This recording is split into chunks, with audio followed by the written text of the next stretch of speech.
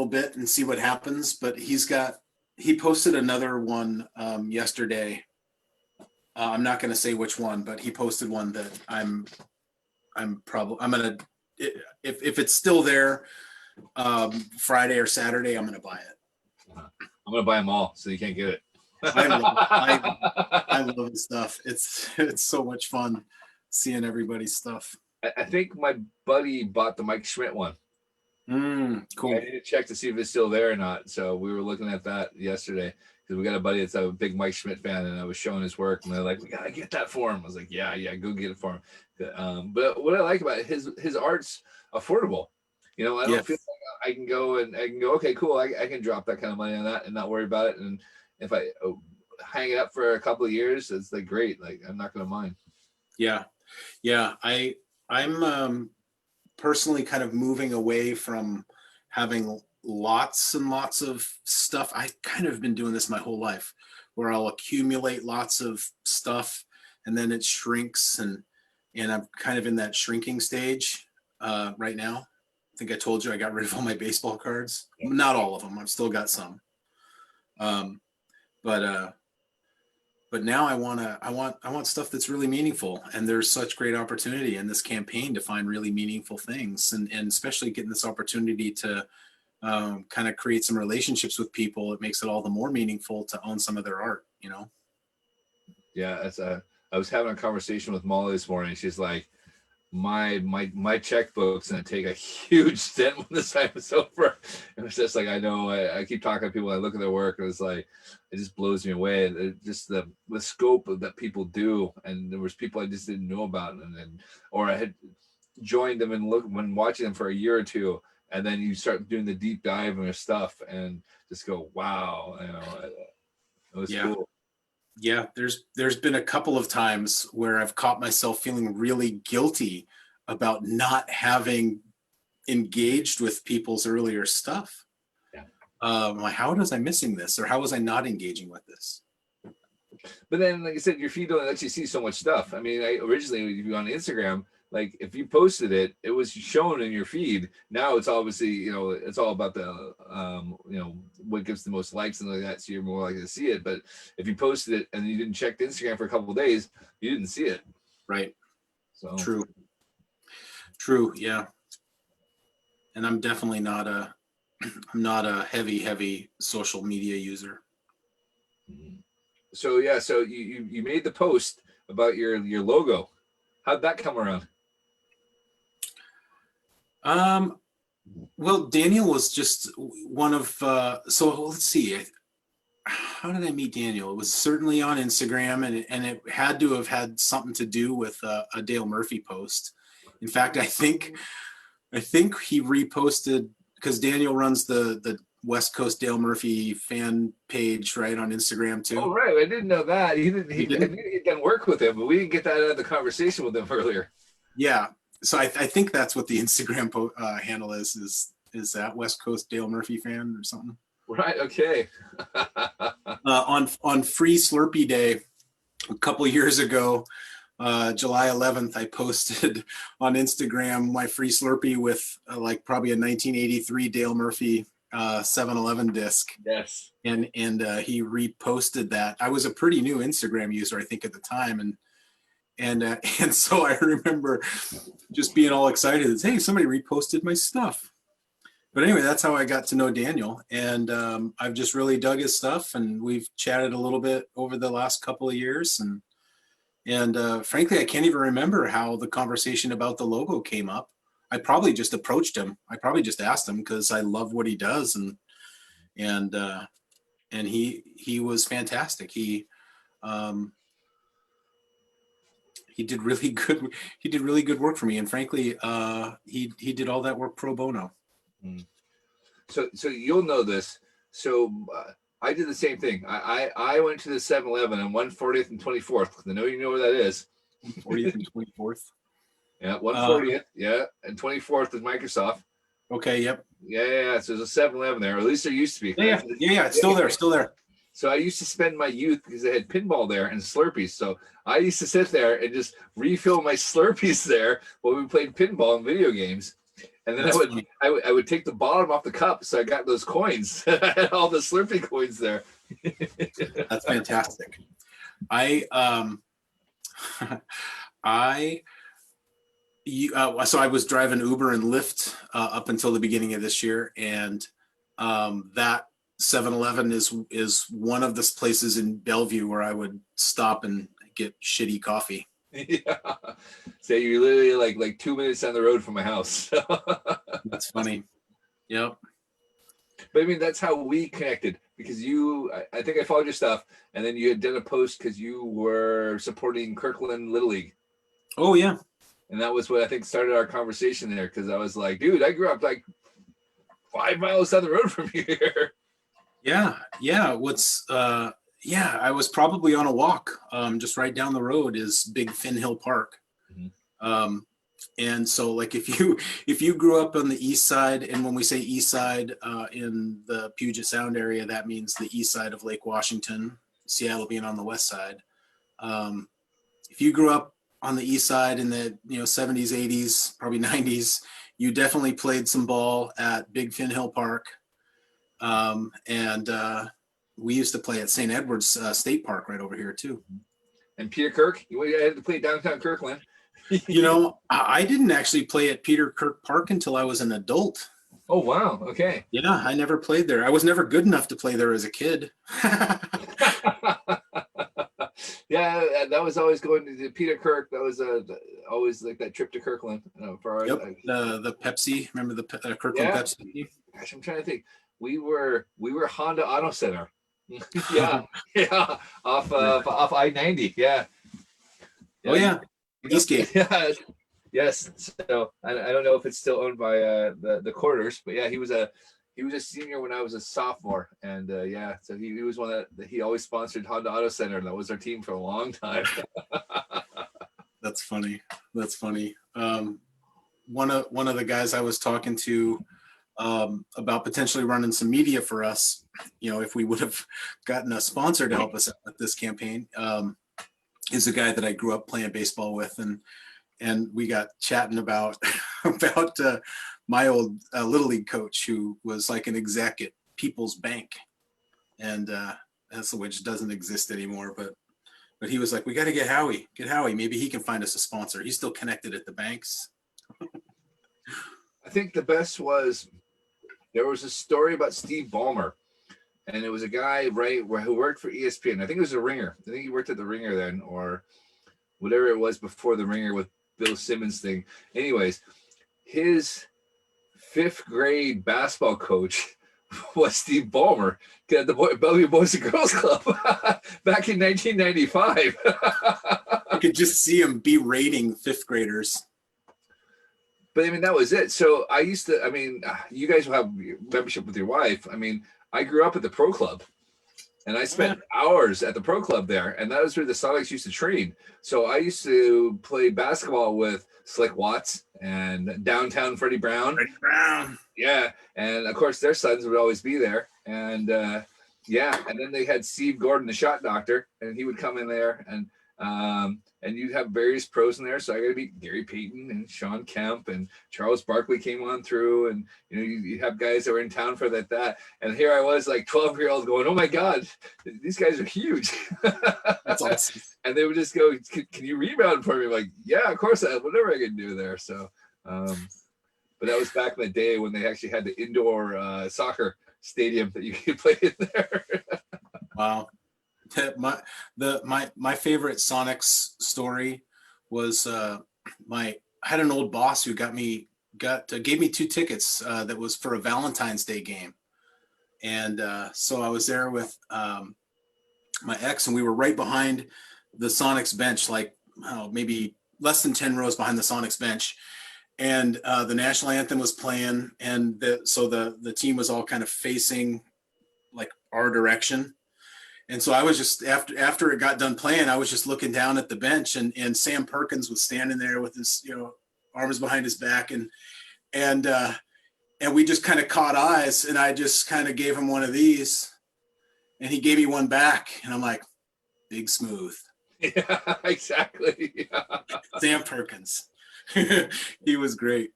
Sonics. Miss the Sonics. Yeah, I know. I'm kind of hoping that we have the Kraken. That means NBA will expand. Then they'll get a basketball team again. Yeah, well, certainly, right. The Key Arena or whatever they're going to call that now will Climate have pledge. capacity for it. Yeah. Yeah, right. Climate Change Arena. Yeah, climate change arena. I thought that was crazy. Climate Pledge Arena owned by Amazon. Yes. Because irony on that, Great. I'm all for it. So, but I think it's funny because we were talking before we started about how everyone's hurting for cash. I see expansion happening across the board now because they're going to go, I'm going to need some cash there. And what do you pay to get an expansion team now? What, about 600 million, you think? 750 to get an expansion team? Crazy. Get one going? Well, yeah, I mean, who's gonna go to those games, right? I mean, pro sports, it's all just about catering to, executives now. Everybody's just doing their business meetings at games. It's not fans. There's very few sports fans at sports games anymore. Well, especially now, right? But yeah, it's the most stadiums you're priced out of it if you're not, in that upper bracket economically. Yeah. Yeah, I was surprised when I went to Milwaukee, went to Miller Park for my 40th, and we were able to get tickets behind home plate for $75. And I was like, for $75, man, we paid $60 to go sit in the bleachers in Wrigley. So, I was like, this is a bargain. When I got a chance to go to Wrigley, which was in 2003, Wazoo played at Notre Dame, so a bunch of us went back and stayed for a couple nights in Chicago. And I paid a lot of money for seats that were right behind the third base dugout at Wrigley, and I traded them for bleacher seats. Oh, right, okay. Because I wanted to sit in the bleachers. Yeah, because I'm assuming we had that same shared experience where you grew up in the Northwest. You caught the Cubs Dave's game in the summer because you were at summer break when we were in school. Then you caught the Braves game because that was 4:00, and then you had the Mariners. So you had like a good 10 o'clock, 10 hours of baseball. Yep. For me, growing up, it was get off the school bus probably around 3:45. Get into the house, fire up a PB&J. 4:05. I'm listening to Skip Carey and who was it? Pete Van Wieren. Yep. Yeah. Calling the Braves game. I had a buddy who could do a great Skip Carey. If it's fair, it's gone. It is fair and gone. Home run Murphy. Yeah, gosh, I can't remember how many games I used to watch between those guys. It was good fun. Yeah. Most kids were watching cartoons after school. I was watching Atlanta Braves baseball. I still find that listening to a baseball game is the best way to fall asleep. There's nothing better than just kind of having the game on in the background and just going, all right, I'm going to lay down and close my eyes and listen to them tell the story. Yeah, man, that's every time you talk about that, it's like it's never been the same up here since we lost Dave Niehaus. Mm-hmm. Yeah, no, that's kind of it. It's just one of those things. Who does the play-by-play back home now? Is it Dave Sims full time? Dave is the radio or the TV guy primarily. Radio splits between Rick Riz, who's been around forever, and does a great job, and Aaron Gold something. Gold something. Yeah. Anyway, I remember when he first started, he annoyed me because all he did was describe the color of everything. Like I remember him describing the color of guys' batting gloves and stuff. I'm like, dude, you need to expand your repertoire here. But he's gotten better. He's got a great voice. We're not for want in that regard, but Dave Niehaus is a Hall of Fame bar to live up to that nobody possibly can. No, it's gonna be a tough one. When Dave passed away, I was like, I don't know if they're gonna be able to replace that anytime soon. No, man. When I was a kid, my next door neighbor was hard of hearing and hard of seeing, and he had this beautiful garden that he tended every summer. And of course, grew up in a suburban neighborhood, so his kids were outside every night, playing softball in the street or Nerf football, hide and seek when it got dark and all that kind of stuff. But this guy, his name was Myron. He every night he would be tending his garden and listening to the Mariners game on it. Because he was hard of hearing, he had it up really loud. And so while we were doing all of our things growing up, Dave Niehouse's voice was like reverberating off of all the houses, and you could just hear the game. And if you wanted to know what the score was, you just like cruise over, and then cruise back, and it was great. That's it was a pretty American pie growing up in Bothell, Washington. What an amazing place and time to grow up in, by the sounds of it. It sounds like an idyllic place when you romanticize it in that way. It's so growing up in the Seattle area in the 70s and the 80s, it was quite untouched. Like there wasn't a whole lot of stuff there, and it wasn't until the late 80s when Microsoft became a thing that you saw the whole East Side blow up. I mean, I literally grew up 5 minutes away from Microsoft headquarters. I learned to drive in Microsoft parking lot. Like you knew Bill Gates' parking spot with his purple Lexus was always parked in the spot there, and everyone knew that. It was like, okay, that was it. And then you saw this kind of rise of .coms. And so when I went to Oregon State in '94, and I came home that summer, and I worked in construction down in Renton, and the 405 I-90 there. Yeah, exactly. You know what I'm talking about. And that's because it's always under construction. Yeah, and so I did worked in the concrete refinery there, and I was like, I did 10 weeks. I survived, made a ton of money, and told myself I'm never doing that again. And that was the last time. So I always stayed in the summer in Corvallis, and then would always come and visit my mom because she's like, you got to come home for a week so I can at least say hi to you, see how it's going. And every time I came down, and when they started building the townhouses in downtown Bellevue, I was like, who's going to want to live in a townhouse in downtown Bellevue? Why would you want to do that? And of course, now there's high rises everywhere. There's, I don't know how many offices Microsoft have there. Like, it's absolutely ridiculous. So, my snapshot of the East Side is 94. And anytime I see anything there, it's like, it's not the same. I always go back. This place exists. That place is gone 20 years ago. Right. My snapshot of the development of Bellevue is the old Dairy Queen right at the corner of Northeast 8th and 405. Right? Yeah.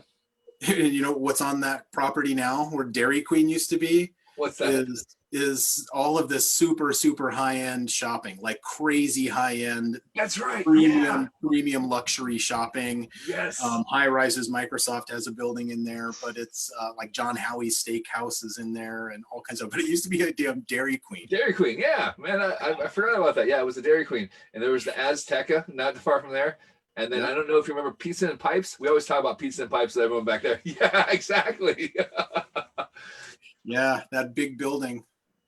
That thing got turned into a bar at one point. I went there.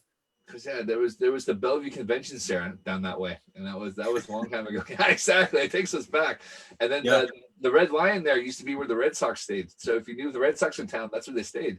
That's funny. When I was living in Spokane and working for a company in Bellevue, I would always, not always. I had this great big truck, so I just preferred to park it there. So I'd stay at that shitty old Red Lion.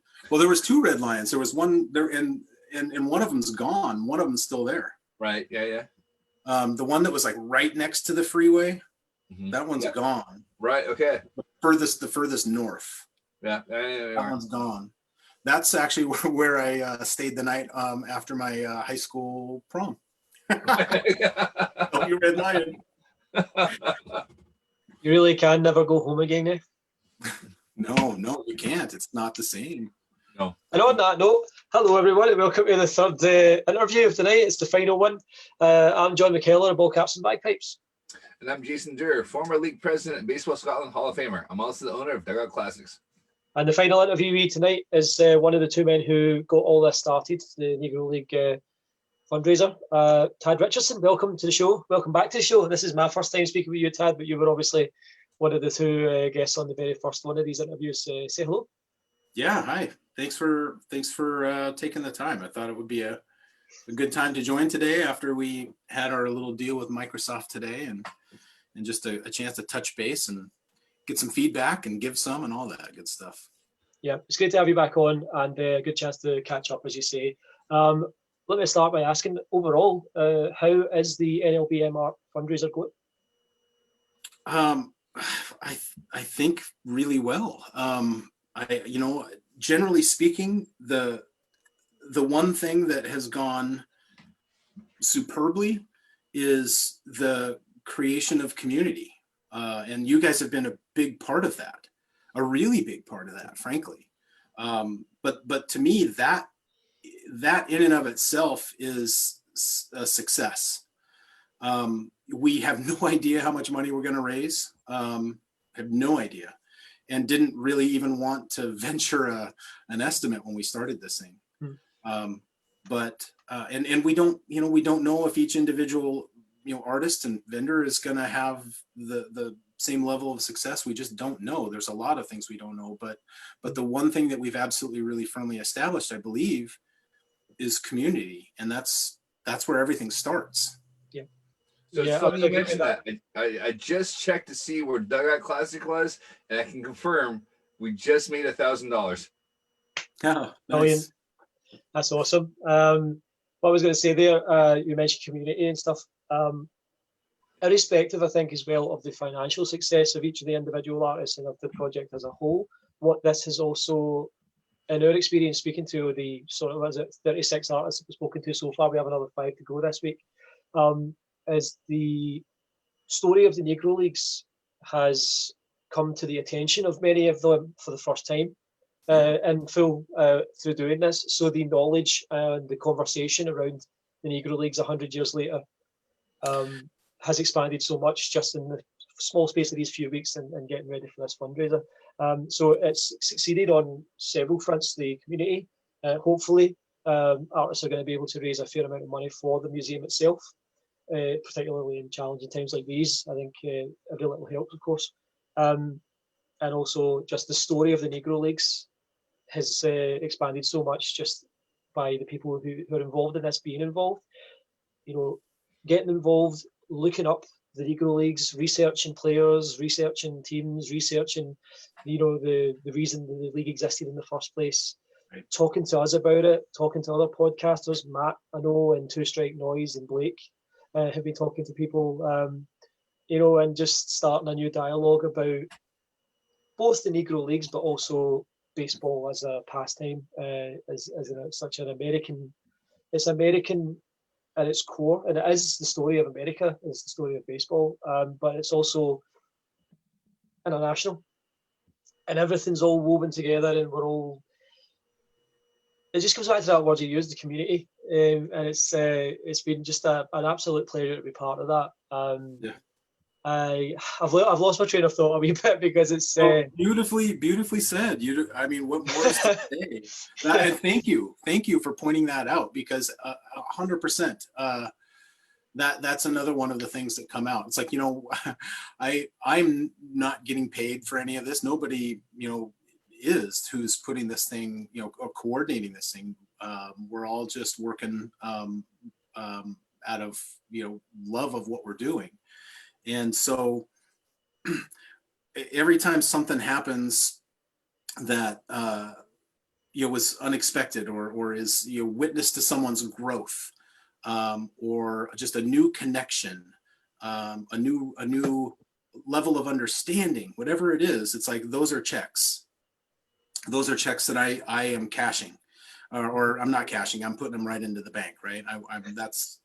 It's really something. And so what you just said is amazing, and you're absolutely right. One of the things. So today we did a panel discussion with Microsoft, and it was with Bob Kendrick and Byron Motley joined us, as well as Bill Cormalis Jr. from Modern Baseball Art, and Teddy Phillips, another one of our artists who is a Microsoft employee, was our moderator. And so the purpose there was really to be, so this is the really cool thing about that event, is that Microsoft has a policy where if their employees are spending a specific amount of time learning about how to become engaged with nonprofits, eligible nonprofits, they're actually able to donate their time. $25 an hour. So every one of the Microsoft employees who attended this thing today was able to donate $25 of time for having been there. And so, so it gave Bob an opportunity to give a little brief history about the museum, about the leagues themselves, and gave Byron an opportunity to come in and tell some really great stories about his dad. He shared a picture of his dad yesterday. That's one of those checks that I put in the bank. Just and like this picture of his dad is one of the first memories I have of learning about the Negro Leagues. So you just having an opportunity to engage with a guy like that is amazing. But to bring the level of awareness to people who maybe didn't have any at all, or thought that they knew something, or they just knew Jackie Robinson and Satchel Paige, is amazing, and for some reason kind of unexpected. Like this thing, like I've said it before, I'm guilty of believing that everybody had the same level of understanding of the Negro Leagues that I do, which is not complete. But it's really cool. It's really cool to hear people be so open about what they didn't know, what they want to learn, what they want to take from it. It's great to have Bob's guidance, on what lessons should be taken from the leagues. They were born from something ugly, but what they built was beautiful. Absolutely, yeah. Right, and that's kind of what we're doing, right? We're all a bunch of struggling artists and small business people, and it's an ugly time right now, and we're trying to set the stage or have people think about things differently, help people think about things differently. Jason, do you have anything to add there? No, I was going to let you take this part of the conversation and then I'll ask him about curveball keepsakes because he wants to talk shop a little bit. So okay, before we do then, I'll just continue a wee bit. I just wanted to point out as well, in addition to the sense of community and what we've already covered, I have vicariously managed to live 30 plus childhoods growing up watching baseball and collecting baseball cards by speaking to all the different people that we've spoken to. Something I never had a chance to do, obviously being a Scot here. I ran into baseball by accident through video games. It was actually through a video game that I first learned of the Negro Leagues in 2004. Oh, wow. The All-Star Baseball 2004 game. I've told this story before. Jason's probably bored to hear it, but I'll tell you it as well. So All-Star Baseball 2004 had like something similar to what MLB The Show has, where you collect the cards and stuff like that. But some of the cards where it wasn't just players or stadiums, there were also like videos you could unlock. And one of the series of videos that you could unlock was an interview with Buck O'Neill.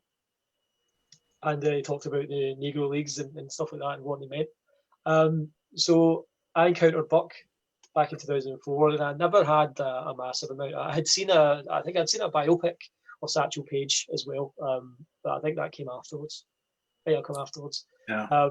But no, it's like I managed to get like that little kind of snapshot of the Negro Leagues, and I've always had an interest in it.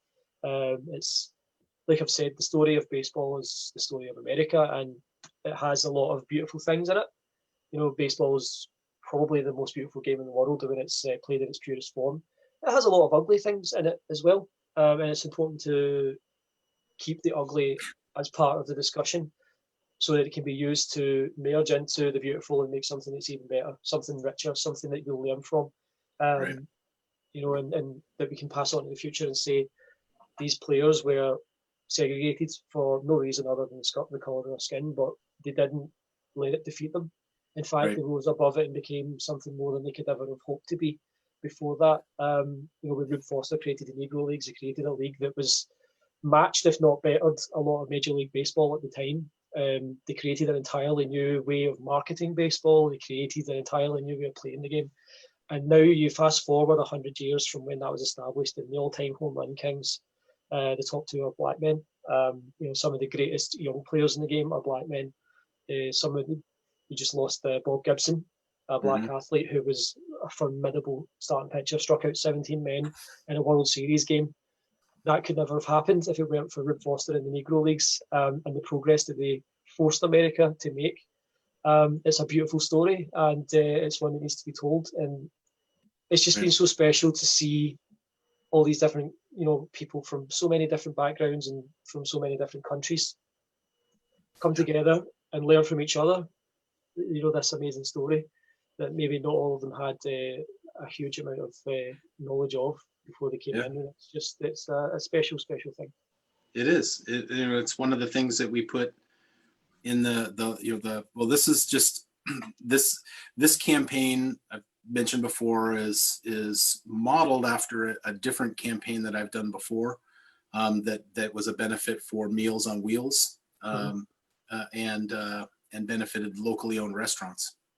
And what I would tell everybody with that campaign is that what I believe is that we have to seek or sometimes even force common ground on things in order to start difficult conversations.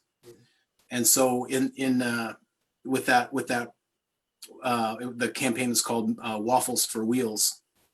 So with that campaign, what I would tell people is that what I absolutely want to have happen is for all kinds of people to see the value of going in and supporting a locally owned restaurant and having their breakfast be a benefit to a locally owned charity or a local charity, and then have the byproduct be, this old, white-haired man sitting next to a young blue-haired trans person, because exposure to what's different is the first step, and common grounds are necessary. And so in that case, the common ground is breakfast. In this case, the common ground is baseball. And so, yeah, we have this opportunity to use this game that we all have these deep connections with and is relatively universally loved, right? To start having some deeper conversations. That's what this is all about. Yeah, it's been a roaring success in that regard, for sure. Jason, let's touch on Cornball Keepsakes then. I'll pass to you because I think I have a feeling that we could go on literally all night, and I got a bottle of whiskey, so I'm okay. So. I gotta go get another beer if we're gonna get too. And it's only 4:30 here, and I've got work to do. Yes. So you went to Bothell High, right? You're a Cougar. EHS. And then you went to Wazoo, so you're a Cougar again. So we're going from there. So you finished college. You went to go work for the Mariners? I spent 4.5 years working in the wine and beer business right out of college, which was great. Woodinville? Where are we going with this? It was at the time, it was the largest privately owned distributor of wine and craft beer in the state of Washington. They've since sold out to like Columbia or somebody else. But back in the day, we were distributing like Widmer before Anheuser-Busch bought them. We distributed Deschutes, like Black Butte Porter, and quite a few of the first. I was in the middle of the first boom of micro beer here in Seattle from 94 to 98. And then I briefly did something, left there, briefly worked for this recruiting company. And when I did that, I took a part-time job working for the Mariners. So 1998, I worked for the Mariners part-time just for fun, as a guest services rep. I still have my Doc Martens that I bought for that job. But I would just stand out in front of Mariners games before the game and help direct people where to go. And then inside you help them answer questions and that kind of stuff. And then 99, the following year, I went to work for him full time and that was the year that Safeco Field was opened. After that, I got laid off right at the end of that 99 season after the ballpark was open. And then got into advertising. I've been in digital advertising from the start. So I was kind of involved in the micro beer boom in Seattle and then the tech boom later. Yes, I remember those. I remember the tech boom there because I was just at the tail end of that and watched the whole thing blow up. But I remember those adverts for Starwave, ESPN Starwave. Yes. Yep. If you played ESPN.com fantasy sports games in the early 2000s, you definitely had a Starwave account. You remember seeing Starwave, and that was actually a company that was owned by Paul Allen, and they ran all of the back end operations for ESPN.com's fantasy sports, and then ad operations too. And then what happened is Disney bought Starwave, and that turned into the Disney Internet Group. And then I started there at the end of '99, and so did some really cool stuff. I ran some of the first ad campaigns that were cross-platform for the X Games, like when the X Games first was televised, and we had ESPN magazine. Like I was there when the magazine launched, when ESPN radio launched. So it was a really exciting time. We got to do some pretty cool stuff. The .coms were a lot of fun. I spent a lot of money on stuff that corporate paid for, and it was good times. Yeah. I was fortunate enough to ride that out. I rode out the bust, but I was witness to it. One of my favorite stories about the tech boom in Seattle, specifically as it relates to sports, is in 2001 when the All-Star Game was in Seattle. There was a company called SeasonTicket.com, and they were a good friend of mine. His brother-in-law was a partner in that company, and they basically were just a video service where you could, as a sports fan, go in there, tell them who your favorite teams were, and then the next day you'd have these ready-served video highlights. They put all of their marketing budget in sponsoring at least the ballots for the All-Star Game, and then went out of business shortly thereafter, basically because nobody had the bandwidth to handle what they were trying to do. And great concept, great company that was probably 5 to 8 years too soon. Yeah, you look at the MLB, is it Film Room or Real Room or something like that it's called? It's just been I'm seeing that advertised a lot, and it's pretty much something along those lines. You go in, you can look at every pitch since 2017, and you pick up, I want to try and find all of like Didi Gregorius's 3-run home runs, and then you put together your own highlight package and stuff like that. So, I mean, if only they had been able to stick it out a wee bit longer, they could have probably made a lot of money out of that. Yeah. Well, back in 2003, we were part of the team at ESPN.com that launched one of the very first commercially sold and available data-based ad targeting technologies, which was from a company that was also based in Bellevue, right near that old Red Lion that we were talking about earlier.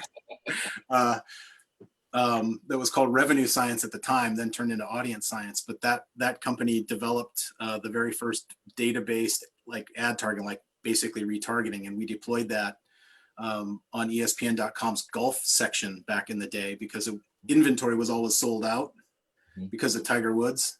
Right. So it helped us monetize the inventory that we basically couldn't sell. And so it was really interesting times back there. Then there was a lot of really cool things that were going on, and it was the beginning of a lot of changes in the way that we're advertised to. Yes, absolutely, and it's all your fault. I had a hand in it. I didn't build it, but I definitely figured out a way to make it work. All right, well, let's not talk about your corporate career. Tell me about how Curveball Keepsakes came around. Sure. I'm not even wearing my original necklace right now, but I've got a picture of me in college somewhere where I'm wearing my little braided necklace that I made out of baseball yarn.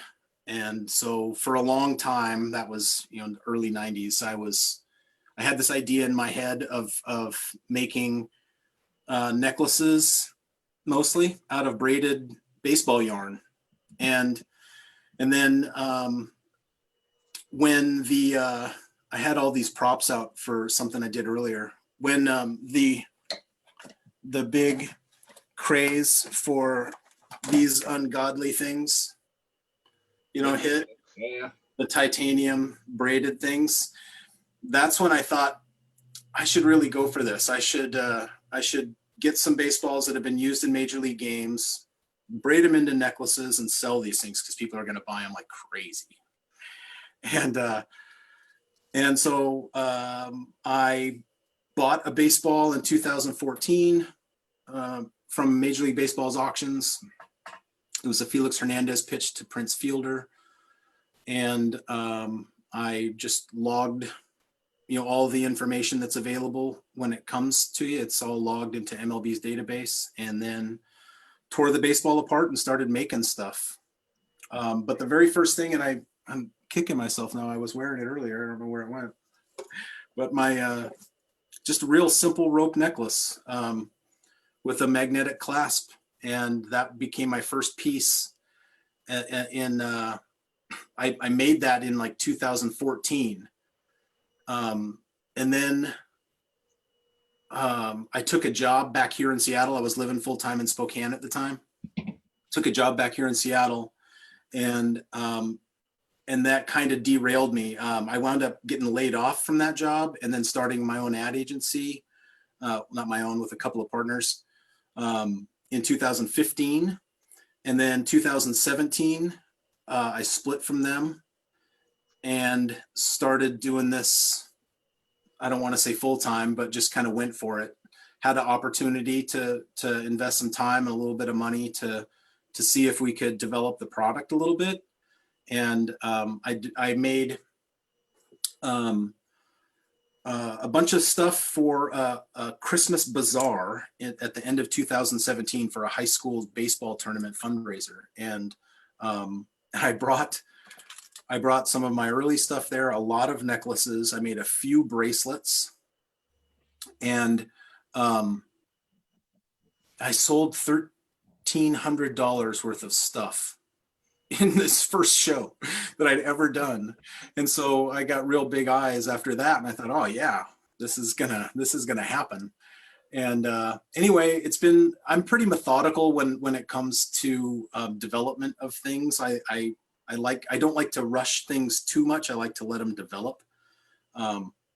And so it's been a couple of years of doing the markets, getting feedback from people, seeing what sells, what people like, what they don't. As it turns out, the necklaces don't really sell. I've sold a few of them over the years, but these bracelets have really taken off. So when I first started doing this stuff, what I would do is dye the yarn, the baseball yarn. I have some here, so we're good. Here's some. There's yours. Is that mine? Yeah. So the yarn, I would initially braid the gray and the white yarn with some colored hemp cord to add some colors to it, and then I just started dyeing the yarn. And then this braiding technique is really simple. I mean, it's a I did a market in Seattle one time, and this probably 70 some odd year old lady came up, and she was looking at my stuff, and she asked me how I did the braids, and I told her, and she goes, "Oh, I did that in Girl Scout camp." So it truly is like, it's Girl Scout craft, but it makes, actually here, it makes real legit rope. This is a dog lead that I made. This is like a 6 foot long rope. And you could moor a boat with this thing. I mean, it's legit. Is that from one baseball? This is all from one baseball, and this took about 10 hours to do. It's from a Mitch Haniger base hit, as a matter of fact. Right, okay. But I did this a long time ago just for the heck of it. It took like over 10 hours, and I thought, well, I'm never going to do that again. Sorry, John, your Christmas present's not happening. But the bracelets are the thing that I think is really cool. They're completely unique. There's nothing out there that's like them. I've seen some friendship style bracelets lately. The coolest thing that could probably happen is for somebody to copy them. But for me, it was all about the yarn. The leather was a complete byproduct, and I didn't know what to do with it. So I started making earrings, and eventually I did some like that, Oh, where I dye the leather. These are from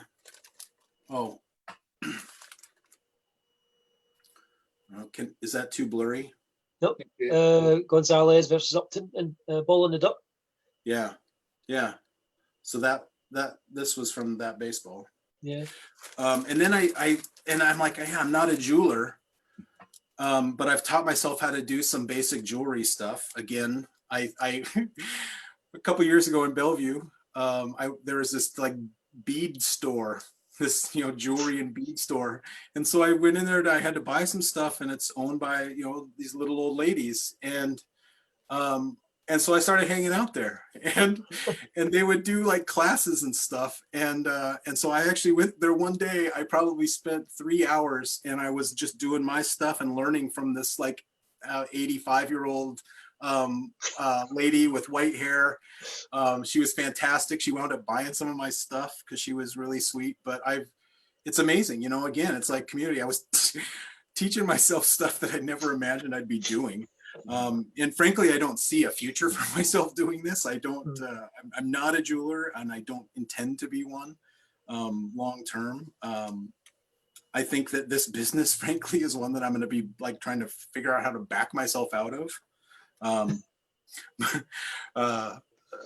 For a lot of different reasons, but I definitely have had a lot of fun with it over the last couple of years. I mean, I make all kinds of stuff. I've made cufflinks for people's weddings, at least 2 different weddings. I made money clips for all the seniors on my son's baseball team a couple of years ago, who were mostly kids that I coached through Little League.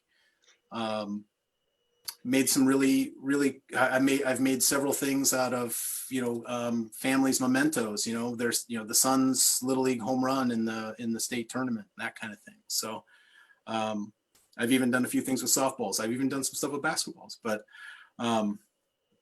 yeah, the business frankly has been real quiet this year, and I haven't put any effort into it, just because I want people focused on more important things, I guess, this year. That's fair enough. Yeah, it's crazy times for you back in the States. Crazy times for us out here. Yeah, it's crazy. It's crazy. And so, yeah, I've been, obviously, well, this year, I was kind of fed up with the market scene, where I was really enjoying it. I go do the Fremont Sunday market, what Fremont's like, here in Seattle, and a real blast, and another great opportunity to just have community and camaraderie with other vendors. But it's real sink or swim, and that's just a regular weekend market. But then there's the big festivals and big shows where they're asking these small business owners and artists for $50 to apply to their show, and then $400 to participate. And if you have a bad show, you're hurting. And that's happened to me. I did a show in Seattle a couple summers ago where the only thing that I sold was a single 25-cent baseball card. Oh no. Yeah. And so it's disheartening for me to see so many, see the opportunism that has popped up around the makers industry in making money off of small business owners. Lots of opportunism, lots of people trying to make money off of small business people. And that's, again, another one of the reasons why this campaign exists the way it does, which is grassroots. This is all people helping people. Cool. So speaking of people helping people on there, do you see this continuing on? In some form, yes, I do. The demand, I think, from within the community is certainly there. What I think long term has to be considered is the format, and how it works. And I think that one of the really cool things that I think I've uncovered throughout this whole thing is the fact that there's a lot of living player foundations and legacies out there that can be and should be honored, just as we're honoring the museum, right? And so there's a lot of artists out there who love making art and are inspired by these people who have families that rightfully have rights to images and things like that. So I think that ultimately the format that I would love to see this thing take on is one where we create this real dynamic relationship between the arts community and all of these living legacy family foundations, where we can create revenue flow that should be going to those families that's maybe not right now. Yeah, no, 100% agree. I think everyone we've talked to said this has been awesome. They've loved every bit of it, and they'd like to see this in the same form next year, and whatever form it should take, but they actually have more time to prepare for it, because everyone's been like, it's awesome. Like I said, like I think everyone was like, should I do this? Yes. Do I have time? Not really. Not really. But everyone's made it happen. I mean, I think everyone's pretty much delivered, besides a few people who went, you know what, I was going to run late, but it won't matter. Right. Yeah. I mean, I recognized right off the bat, there's absolutely no way I'm going to be able to promote my own business during this thing the way that I really need to. So I just said right off the bat, I'll donate 42% of sales through the end of October. I'll probably wind up doing that through the end of the year. Cool. But yeah, I think that there's absolutely some interest in continuing this long term, and in one way or another. But it's got to be done. It's got to be done right. And this thing has moved this far without a single signature anywhere. This is all grassroots, completely grassroots. And so, unfortunately, I think that as we do move forward, it has to get more formal. NLBMArt is not an entity. I was just talking with someone earlier today. NLBMArt, for all intents and purposes, is Kaiser Soze. Yeah, it's, right? it's a group in the same way that like a bunch of kids in a treehouse is a secret society. It's it's like we can call this treehouse the whatever society, but it doesn't actually exist outside the four walls. It's which is also again comes back to what's special about the NLBMArt project is that it doesn't exist in any kind of structured sense, and that if something like this does exist moving forward, the potential it has to make change and to, like you say, help fund the estates of players who maybe a lot of these players wouldn't have been paid what perhaps they were worth, so their estates won't be as large as they should be, and so to finally give a bit of that back in like a bigger and more expanded form. Yeah. Oh gosh, you just said something amazing, and then I just got distracted by looking down at something on my desk, which reminded me of the wine beer days. I'm going to show it to you. And I just completely taking this in a different direction. But do you guys remember Doug Sisk? Doug what? Doug Sisk. Yeah. They called him Doug Risk in New York. Yeah. I was his boss. Right, you were his boss. I was his boss. Yeah, he. This is funny, man. I was just at work one day, and got a call from the guy who ran our beer operation, and he goes, "Hey, I got a guy I want to send your way." I managed the merchandisers in this company, so it was like the people that put beer on shelves and stuff, built displays in the grocery stores, and if you wanted to get into sales, you had to go through the merchandiser kind of program first. And so I get this call from the beer guy, and he goes, "Hey, I got a call from a guy who wants to get into sales, but I told him to talk to you. His name's Doug Sisk." And I went, did he Oh, and he says he went to Wazoo. And I'm like, did he play baseball? Yeah, he said something about that. And then I'm like, shit. So I'm like, yeah, I'll interview him. And so Doug Sisk comes into, we had this shitty warehouse down in Renton, and I had like just a crappy folding table in this bare room to do with probably stained carpet to do these interviews. And Doug Sisk comes in, he sits down at the table across from me, and he puts his hands on the table like this. And I think he had his World Series ring on one hand, and on the other it was a NL championship ring or AL championship. I think it was NL championship from like 91 with the Braves. Right. And he just put his hands down on the table like that, and I just like went, all right, so what do you want to know? And we wound up bullshitting about bird hunting in Pullman more than anything. And then I told him, "Are you sure you want this job?" And he said, "Yeah." And so I hired him, and I think for like 3 months I was his boss before he went into sales. That's Pretty sure he lives down in Tacoma. Because like Todd Stoudemire finished his career and then went into financial services.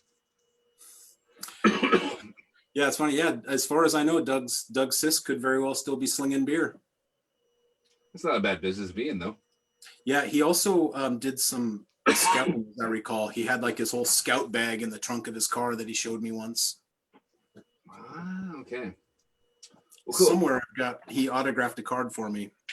I don't know where it's at. I don't know if that actually added value to the card or took away from the value. Doug Risk. You want with a nickname like Doug Risk, obviously it's like Bobby Ayala, right? Yeah, right? You can't stand him, but now you think of him, and it's somewhat endearing. No, it was interesting because it wasn't Stuart, it was Les. Was it Les that had the son that made the pros? Yeah, Les Weber's son Thad, Thad Weber. Yeah. Huh. So they was telling stories there, and so it was interesting to kind of hear that. And he's a scout for the Cubs, so we're gonna try to get them back on at another point and have them both come on at the same time. And that would be cool. Right on. Cool. John, do you want to ask your question because we both have to get back to work?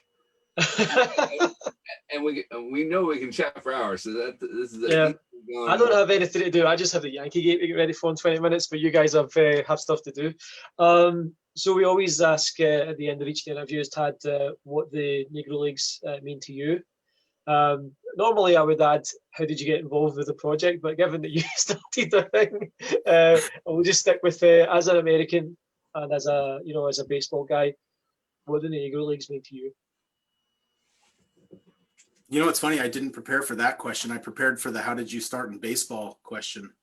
Yeah, but we chatted so long about Bellevue and Kirkland that we just completely went way past that one. This was North Shore School, North Shore Little League, man. I was 5'1" and listed at 131 pounds. I was probably 140. So before you go on, did you get your 12 years old? Photos Jose? The guy that would go around and take all the photos for all the sports team? It was Jose and give you nicknames like Chico and Pablo. Yes. It was awesome. Oh my God, I forgot about that. So John, you want to understand this? So there was a guy, I can't remember what his name was, and he did all the sports, and he was this bubbly Mexican American guy, and he would give everyone nicknames and just have you rolling like you were Chico and Pablo and Jose, and he would just go to give everyone nicknames. Yeah. That's funny. But anyway, what the Negro Leagues mean to me is what they've come to mean to me is just another symbol of history that we have not been taught. Pretty plain and simple. That's what it symbolizes to me. It symbolizes to me a part of our history that has been swept under the rug. The fact that the statistics for these guys were so ill kept. Everything about it was underappreciated. And so for us to look back on Negro Leagues baseball, nice shot, Jason. For us to now look back on Negro Leagues baseball, it would be, I think, completely inappropriate to only look at it in the context of baseball. Now, if you can just separate Negro Leagues baseball and just talk about what that means, I'm going to go right back to the word community. That's what Negro Leagues baseball, as just a standalone idea, means to me is community. When I say this pretty often, there's been several images that I've seen now where I feel like I can feel what the game was like. I can hear music. I can feel the sense of safety and camaraderie that doesn't necessarily exist in other places. Certainly did not exist in other places for them back in the day, right? So yeah, it's two things. When I think about the game itself, I think about joy, and I think about community. When I think about the overall context, it's hard not to think of it without some degree of shame, for what we've not been taught and what we've not made an effort to learn. Right? There's a lot of things that we've probably all heard about. You can spend several years, aware of something without actually knowing what it was. And I think that what we're all experiencing is that with the Negro Leagues, right? We had maybe some surface level understanding, and now we're starting to really dig deep. And I love that. You pointed that out earlier. So yeah, I would look at it that way, kind of those two things: joy and community, and the disservice that's been done to us as Americans by not teaching us the history of our country. Tad, it has been a joy to be part of this community.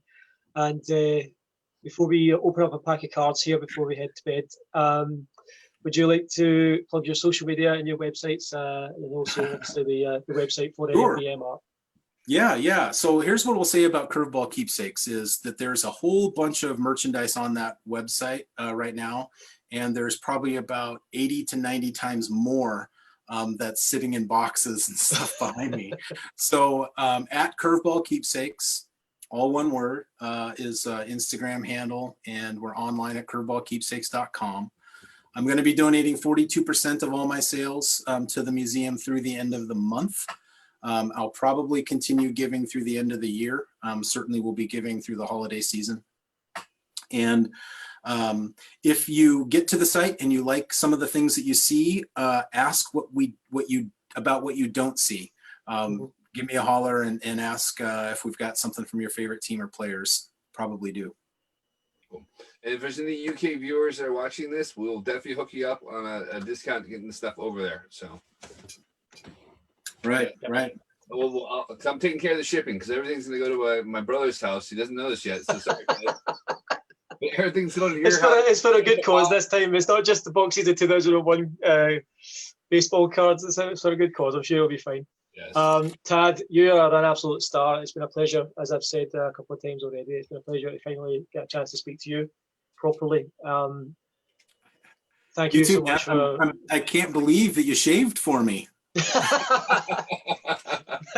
But seriously, thank you so much for having Ball Caps and Bagpipes be part of this. Without that, I wouldn't be able to experience this. So I really appreciate it, man.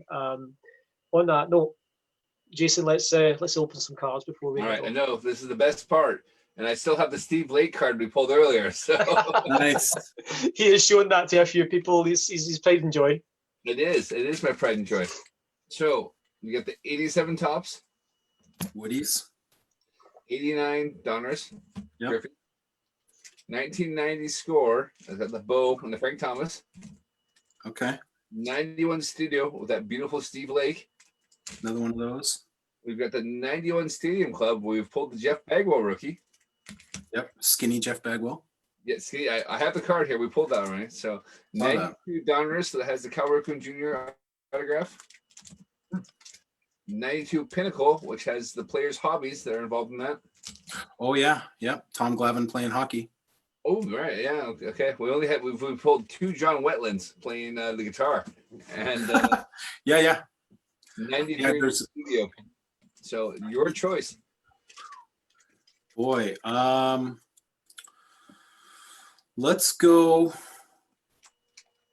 with like if I never open another pack of 87 or Topps or 89 Donruss, it's fine with me. Let's go with that score pack.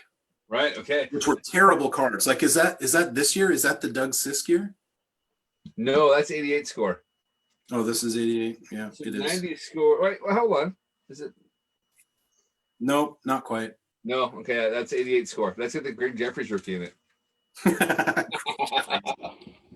We pulled one. I got to send to Ramon. That's his favorite player. So we've got skinny Jeff Bagwell, which I got to send out. And then there's the, where'd it go? Because I put it aside for Ramon, so I can send it to him. That's right. It's got, like how many? Is that Olerud? It is Olerud. Nice. He's in that one because we pulled that one. So when I first got to Wazoo, Olerud was there. It was his. I think 88 was the year that he was the Collegiate Player of the Year. Yep. Yeah. That was my freshman year. Because he left Interlake at 86. I know that. Yes, I can say I shared a field with him. That's my claim to fame. Yeah, I was in the stands. That's it. Exactly. You know, I saw Todd Hollinsworth hit a home run in Bannerwood. Bannerwood. Nice. Yeah, another one of those classic parks. If you grew up playing baseball here, you played at Bannerwood. Everyone played Bannerwood. All 4 high schools shared the same field. Yeah. All right, so here we go. We don't have Brett Boone. We have Bob Boone. Bob. Yep. Yeah, tail end of his career there. He still caught 131 games in 89, so that's not too bad. Wow. Todd Benzinger. Thought he was going to be something. Yeah, it's funny when I open these old cards, it's always what I can actually remember. Right, the excitement that you got. It's like, oh, this guy's a pretty hot rookie. Todd Benzinger was one of those guys. Jody Reed was my one. When I got my cards over, I had about 30 Jody Reed rookie cards. I can't tell. Like I had a stack of Mike Harkeys. Yeah, of course. Yeah. Eddie Murray with the Dodgers. Yeah. Oh, Eddie Murray with the Dodgers. Come on, man. Oh, yeah, that's what it is. You got the Eddie Murray jersey on. All right. But that was his first year with the Dodgers. That was like, so this was my Little League team, the Orioles, North Shore Little League. And those 2 years of playing Little League baseball, being an Oriole, sealed the deal for me. Like, Eddie Murray was my guy. It's the one rookie card that I just had to have. In fact, I remember buying my mom bought me my very first price guide. Do you remember the little baseball card store that used to be in the Seattle Center? Yeah. In the center house, little tiny baseball card shop. It was one of only a couple in town in the early 80s. And I remember opening that thing up and I'm like, I've got a 1978 Eddie Murray. How much is it worth? And I scan down, it's $8. And I'm like, $8? Yeah. Wow. And yeah, I'll never forget that. My Eddie Murray card was $8 in the first price guide that I ever got. Yeah, of course. Yeah, the center house was there. And also, is that card shop still in Pikes Place Market? It is. Yep. Yeah. Yep. It's not so great. No, it's tiny. But let's see if I can find one of the things that we never, one of these times we'll have to talk about is Pacific trading cards. Yes. Like how many people in the 90s like collected Pacific trading cards, which started right here in Edmonds. Nice. Yeah, I bought that there. That was the last time at home. I got my Gwyn rookie. So I got my Topps one here. Oh, that's it. I need to go buy one. I definitely need to go buy one. So all right. What else we got? Junior Felix. Junior Again, Felix. one of those rookies that was supposed to be something. Yep. He was Jose Cruz Jr. before Jose Cruz Jr. That's very true. Yes, he was. All right. Pat Tabler. Yep, had a good mullet, a good like real like wispy blonde towhead mullet, as I recall. But he was like the all-time leader in like pinch hit home runs or something like that. Remember that? He was known for being one of those pinch hitters who could always do that, or hit grand slams. I can't remember what it was, but I'll have to remember. It was one of the obscure stats because he was never an everyday player. And then Who was that guy? There was a guy when I started watching baseball who was, I think he was like 40 or 41 at the time. Was it Lenny Harris used to do that? Yeah, He used to be like he was mostly used as like a pinch hitter, but he would just always get a hit when he would come into the game. It was like crazy batting average, but like would only start like very occasionally and would come in as a pinch hitter normally. Dave Anderson of the Dodgers. Yep. So, Ho hum. Doesn't say a whole lot about him. So, all right. Well, we'll have to send this one to Anika, but it's Lights Out Candlestick. Oh. Nice. Yeah, so that was the last year, or was it? That was a World Series card. That's what it was. So this was Earthquake? the World Earthquake. Yeah, that's what it was. Yeah. Wow. So we're talking about baseball commissioners, and I said I remembered A. Bartlett Giamatti, but then there was Faye Vincent. But who was the National League? Who's the last National League league president? Yeah, exactly. Bobby Brown? Well, that sounds about right. Yeah. No, he was American League. He was, and I know he was American League because I've got a American League baseball right there from 1986. Peter Uberoth? No, he was the NFL. Yeah. Well, we'll have to look at that there because I thought it was somebody else, and I can't remember who it was because it came up with Jacob in the Brett Pine Tar incident. So, guys, what system would you say worked better, the league presidents or the major league commissioner, or are they pretty much the exact same? Would you say there's one system that worked better, or one? Because it seems to me like the leagues would have had more character when they had individual presidents. Obviously, you had the DH in the American League and not the National League, so they're kind of different styles of baseball. And they would obviously, I would imagine, be quite differently run. You know, you're not going to have two people who are going to see things the same way all the time. I don't know. That's a tough one. Yeah, I'm trying to Google it. That's right. We'll keep the opening cards. We have Steve Wilson of the Cubs. Yeah, exactly. He was a rookie throwing with the Cubs when they traded for a closer, Mitch Williams. Wild thing. Yeah, exactly. All right. Here, a longtime White Sox, Ron Kittle. Oh, so you know what? Actually, when I first started collecting baseball cards, the 1983 Fleer Ron Kittle card was one of the hottest cards in all of baseball. I don't remember what window of time that was, but the 83 Ron Kittle Fleer rookie card was hot. Well, so really hot. It was crazy. He hit 35 home runs and had 100 RBIs. There you go. But he batted 254. So yeah. he would make $30 million a year in this climate. Yeah, he would. Quite possibly. They don't have walks there because, of course, no one cared about walks at that point in time. Yeah. So we have Jose Rijo for the Reds. Rijo. Yeah. He was good for a long time. Yeah, he was. So he beat my A's, so I won't talk about him much. Oh, wait. Frank White? That's Frank White. Oh, Long-time man, Royal. it was blurry. I was going to say, is that looked like almost Willie Upshaw. But, yep, I see it now. William Peebles of Huntington Batco has commented on the stream and has said Bill White was the National League president in 1990. There you go. There we go. There was he mentions Leonard Coleman as well. Yep, I recognize that name. Yeah. Thank you, William. Bill White for sure. Thank you, William. All right. We've got a John Wetland rookie card. We pull him there up. you go. Yeah, he's not playing guitar here. I'm just trying to think. 1996 World Series MVP. Yep, there you go. Yeah. He was reputed to have the finest curve in the Dodger organization. So, did all right there. And then we've got Todd Worrell with the now the best part of that is his Fu Manchu. Look at that.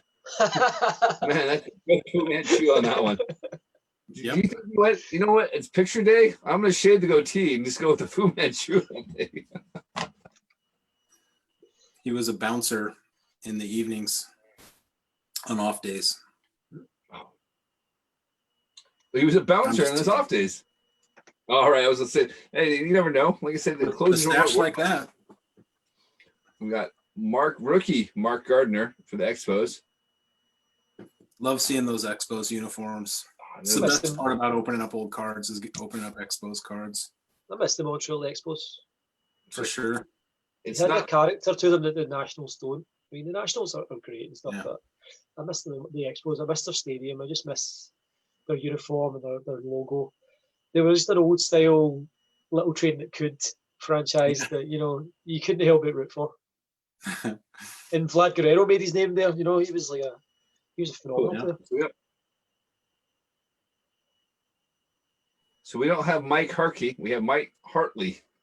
Mike Hartley. Yeah, I don't remember Mike Hartley.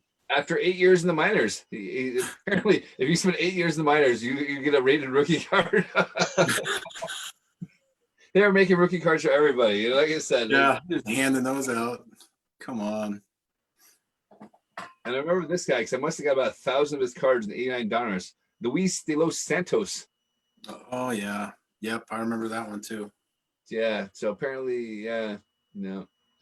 The $89 that is. Luis is tall and opposite field hitter. That's actually not a good thing. If you're 6'5" and you're hitting the ball the opposite field, that doesn't say much for your career. It's a lot. Sounds like a lot of pop flies. 6'5", you're pulling the ball and you're hitting home runs. And, if it says you're hitting opposite field there, you're slapping the ball and trying to hope that you have the speed for it. That said, Giancarlo Stanton's 6'6". He sends the ball to the opposite field a lot, and he does okay. Yeah, but he also hits a lot of home runs. So true. So Luis de los Santos, I've never heard him. His career high in home runs, despite playing at least 123 games a year, was 6. And he's 6'5"? 6'5", yeah. Had a lot of holes in that swing, I imagine. Yeah, I think so. I think they were waiting for that power to develop. It never happened. You want at least 20 from a guy his size in that number of games, don't you? Because you want over 162 games, a guy that size who swings to the opposite field to knock the ball out 30 to 35 times. I'm amazed he had the longest career as he did. I said, sounds like he wasn't all that great, to be honest. No. Was he a high average hitter? Oh gosh, I think pull us back out again. 303, 293, 307 in the minors, not in the pro, not in the MLB, but in the minors. I remember years ago I was using an old like Ron Renicky baseball card as my bookmark, and I'd been using it for a couple of different books, I guess. And finally one night I just decided to give Ron Renicky a look. What was this guy's career like? And I flipped the card over and saw that he had over a 10-year career. He was, completely forgettable in every sense, but he played for, over a dozen years in the major leagues. And like, what's to scoff at that? Yeah, absolutely. Right. Yeah. So here's to obscurity, I guess. Well, he played 2 years with the Royals. I don't think he lasted much longer there because I think that ushered in the Mike Sweeney years. To become a Major League Baseball player, you need to be in the elite of the elite. To play at that level in the first place, to be great at the Major League level, you need to be on a whole other planet entirely. It's easy enough to say, oh, that guy only had this or that, but the journey that guy had to go through to make it there makes him one of the best baseball players in the goddamn world. Right. It's just it's just a matter of fact. It's just the way it is. Unless you're Mike Piazza, who just was such an anomaly, who was kind of chosen late on because what was it? Tommy Lasorda's his father, his godfather, Godfather, yeah. and it just happened that that guy could smash baseballs for a mile. with that great big long swing that probably Luis Mhm. it wasn't too different from Luis de los Santos, probably. But he can pull You the know. ball for home runs. True He enough. pulled the ball, yeah. Yeah, he could drag it.